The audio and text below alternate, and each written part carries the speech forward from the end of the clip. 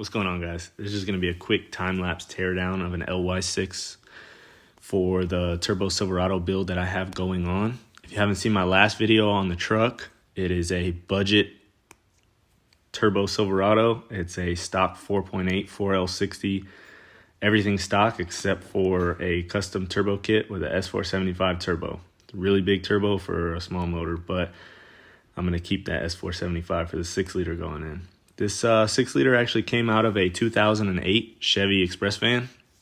It's pretty dirty. I just wanted to tear it down, make sure everything's good, clean it up, rebuild it back up.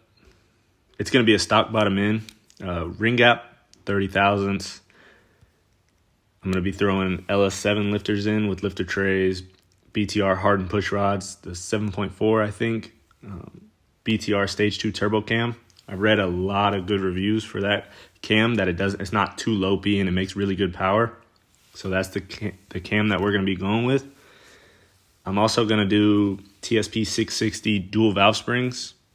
I picked them up from the TSP website and I got an actually really good deal on them. All I did was email. They gave me a good deal.